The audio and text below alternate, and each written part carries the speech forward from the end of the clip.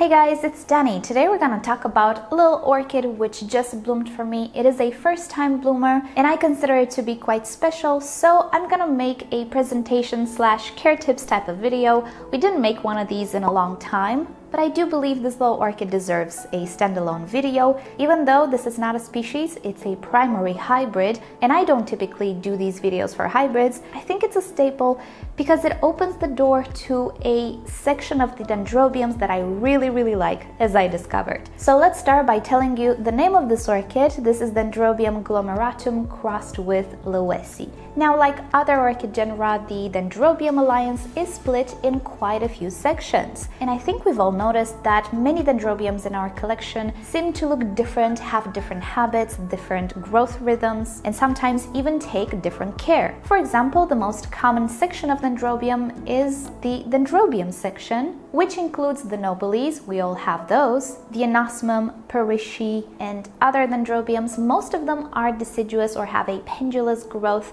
Of course, you'll have more articles down below in the description talking more about these sections.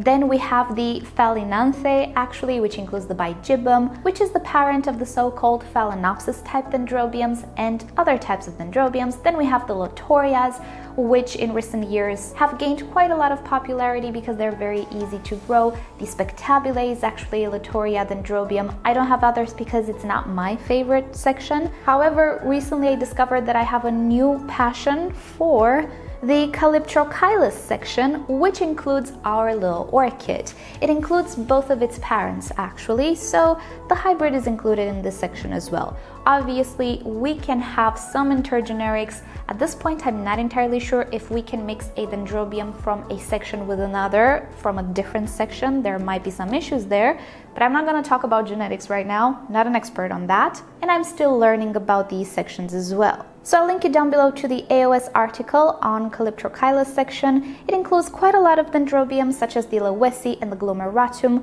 which we're going to talk about today, and other dendrobiums which do look pretty similar between them. They produce these clusters of blooms that I find really cute. Now, there is a degree of variety in this section as well, particularly when it comes to culture, but as I see it, these dendrobiums do appear to look pretty similar. They all do have these canes which become pendulous. They produce clusters of flowers arising from the cane itself, somewhere on the cane actually, or right at the top of the cane. And most of them, if not all of them, are deciduous or semi-deciduous, meaning they will shed their leaves either annually, either every 2 years. At some point, they will actually lose their leaves, and behind you will have a bare cane, which in some cases signifies the blooming season. As you can see on mine, and as you could see with other dendrobiums that supposedly are deciduous, sometimes I don't need to wait for all of the leaves to drop in order to get some blooms. It really depends on the dendrobium, on the climate, and other factors. But at some point the canes will remain bare, and that's absolutely normal if it happens annually or every 2 years. There is actually nothing wrong with the orchid, and for many of them it's just the beginning of bloom season.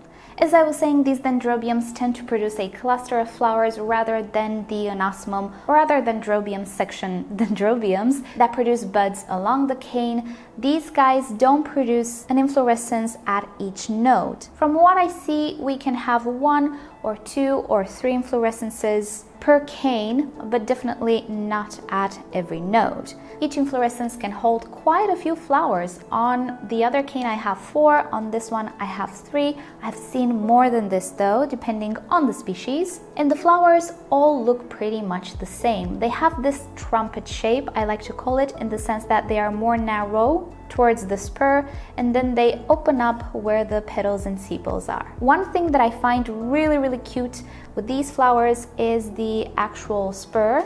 It doesn't really look like a typical orchid spur. The Angraecum, for example, has a very long spur, while the Sederia japonica not so much. Some orchids totally lack it, but I like that this one appears to be quite a noticeable part of the flower.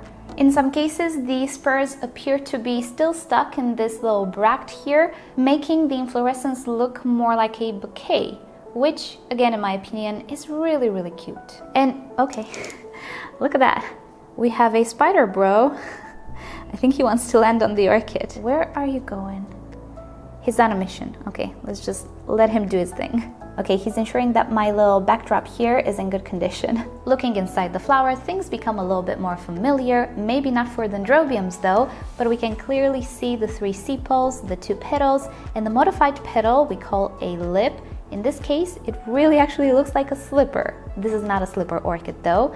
And we also see the column inside here, which continues with that spur that I showed you. It would appear this particular cross retained more the colors of the glomeratum than the lawesii, which can vary. As far as I know, the glomeratum is this pink magenta color, and actually the flower looks paler here in the front than it does in the back. So in the end, we get this sort of gradient effect, which I really like. And in reality, because this orchid has a pendant type of growth, you can actually see the back of the flowers pretty well. And they do really stand out and are the showiest when you can see them from the side. You can see this gradient effect. Apart from that, there doesn't appear to be any sort of patterning on the flower. I can clearly see the veining inside. And again, this is a trait that I believe comes from the glomeratum more than the lawesii. But overall, the inflorescence is really charming. It's a pop of color. It does stand out, particularly against this really vivid green of the leaves and the cane. One thing that the flowers are missing is a fragrance. I don't think this section of Dendrobiums is known for their fragrance. I haven't read anything about it, and I didn't purchase this orchid with the hope that it will be fragrant. No source was actually mentioning anything about it. So yes, I cannot detect any type of fragrance, nothing at all during daytime, nighttime, in the sun, in the shade, nothing at all. So I would not expect fragrance from this particular orchid. But if you know other orchids from this section which do have a fragrance, do let us know down below in the comment section so we can all learn more. Now, even if this orchid is deciduous, it's not the type of orchid which takes a winter rest or a dormancy or anything of the sorts. I personally didn't provide a dry rest. I didn't even stop fertilizing this orchid. I did not mess around with the temperature. My growth space naturally goes through a drop of temperature in the winter time because it is affected by the weather outside, but it wasn't something steep. It wasn't something that I planned. And as I was saying, I continuously watered and fertilized this orchid. As in winter, my orchids grow a little slower and the water evaporates slower than in summer. Obviously, I fertilized a little less, mainly because I just don't have enough opportunities to water in the winter time. But water and fertilizer was not withheld at all. And one day I kind of just woke up with a little bump on the top of each cane, which turned out to be an inflorescence. Furthermore, this orchid is still in active growth. It is blooming on older canes, but the new cane is still growing. And as far as I can research on the internet, this orchid doesn't need a rest. You should continue to water it and fertilize it because even if it is deciduous, it does seem to have continuous growth if we compare it to something like the anosmum or parishi or even the nobilis. Now let's talk a little bit about the care requirements. This orchid likes intermediate to bright shade. I cannot say it prefers or it grew better in bright light. I kept it a little far away from my southern exposure, but it did still receive very bright shade. No direct sunshine though. So I wouldn't really hassle with Cattleya or Vanda type light. Temperature wise, I didn't keep this orchid outside. I think it would have been a little too hot, particularly because one of its parents is supposed to be a cool grower. At least the Orchid Species website describes it as such, but the AOS says it's more of an intermediate grower.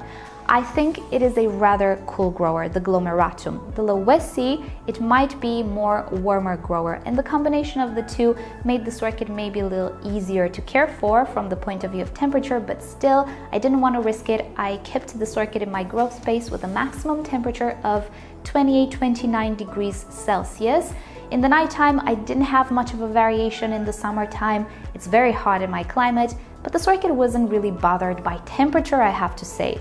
What it was bothered by was water. I think you can see that this section of the plant looks a little different than this section, the older section. This orchid has actually been repotted, and I did change the medium. I had it in semi-hydro or self-watering with leca, and it really didn't like it.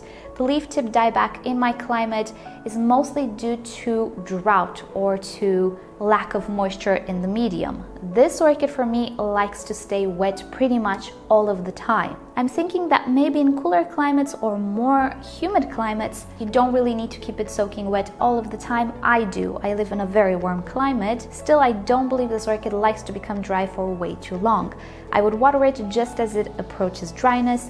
Inside I have sphagnum moss with a top layer of bark in a self-watering container which maintains this orchid permanently wet, and as a result I think you can see the transition between the old leaves and the brand new leaves, which look very green and without any leaf tip dieback. The overall relative humidity in the air didn't seem to affect it way too much. I did have some fluctuations.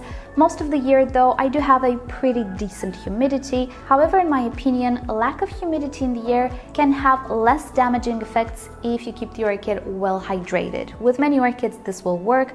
This is what I did with this orchid as well. And even though high humidity helps any orchid, you can absolutely get away with a lower humidity for this orchid as long as you maintain it properly hydrated. So we talked about light, temperature, water, pattern of growth, all of these fun stuff. I do consider this orchid to be very suited for home growing as well, if you make sure that it is properly hydrated, of course. I find this particular hybrid to be more of an intermediate grower. It can definitely handle the lower temperatures very, very well, but it also did handle my summertime pretty well as well. And I was expecting to have much more issues than I did.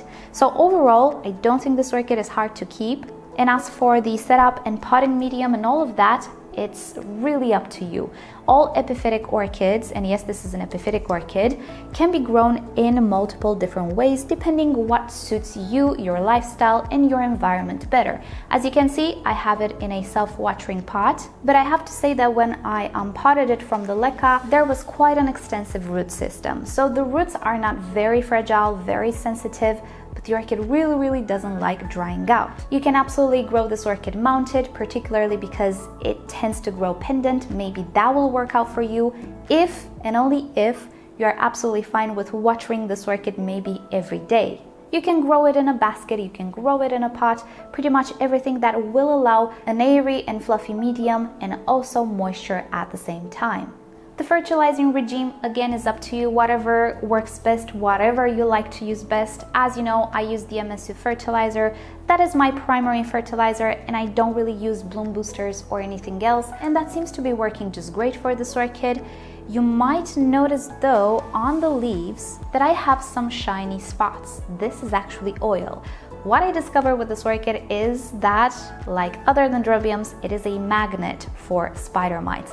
And I had an infestation this summer on this one. It wasn't big, but as part of my maintenance, I will be spraying twice a year this orchid with my homemade insecticide for spider mites, which if you don't know, check it down below, because I do believe that this orchid together with other Dendrobiums are indeed magnets. They will get spider mites if they come from the window, or if you know you have a source outside, they will attract the spider mites. So I choose to be careful with it, and this orchid seems to be handling the mineral oil spray really well. And yes, the spider mites are gone. And I think that's about it for this orchid. This is a section that I'm really getting into. I absolutely love the flower display and how the flowers look like more than other types of Dendrobiums. And I think I will be purchasing quite a few more now that I know how to properly grow them in my climate and what they like, what they want. I find them really cute, and I'm hoping that in the future I will have even more inflorescences. I do believe the older canes can bloom again. This is a 2-year-old cane, and this cane, let's say, started to grow maybe at the beginning of this year. So I'll keep you up to date with that, and for now I hope you've enjoyed this video and this little orchid. And with that said, you know the drill. Like or dislike this video below, subscribe to my channel for regular orchid videos, tutorials, Q&As, and other fun orchid subjects. And if you like YouTube to notify you whenever I upload a new video, just turn on notifications for my channel. Also, if you're curious about all of the setups that I use and the products, I always list them in the description. And with that said, I'll see you guys next time. Bye!